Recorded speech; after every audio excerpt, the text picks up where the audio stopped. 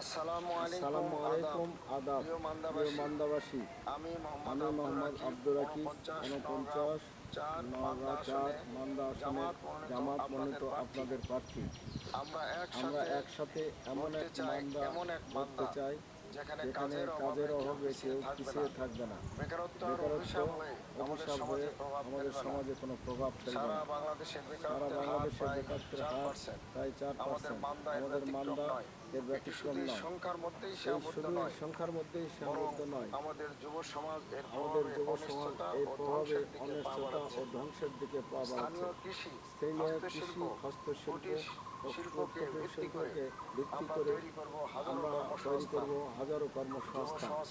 যুব সমাজকে দক্ষ করে গড়ে তুলতে টেকনিক্যাল ট্রেনিং, ইলেকট্রিক প্ল্যানিং ও মোবাইল ও আইটি প্রশিক্ষণের মাধ্যমে চাকরি কিংবা দুটো কাজ সুযোগ সৃষ্টি করব।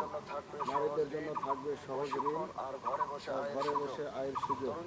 তরুণদের জন্য ফিন্যান্সিং ও ডিজিটাল কাজের সুযোগ। সরকারি প্রকল্পে অগ্রাধিকার পাবে স্থানীয় যোগ্যতা সম্পন্ন যুবকেরা। বিদেশে কাজ করলে থাকবে দালাল মুক্ত উপস্থিতি। আমরা বিশ্বাস করি হাতা কিংবা প্রতিশ্রুতি নয়, কাজই হবে উন্নয়নের পথ। আসুন একসাথে একটি বেকার মুক্ত, আত্মনির্ভরশীল ও সমৃদ্ধ মান্দা গড়তে আগামী 12 ফেব্রুয়ারি সারাদিন ন্যায় ইনসাফের প্রতীক দাঁড়িপাল্লায় ভোট দিন।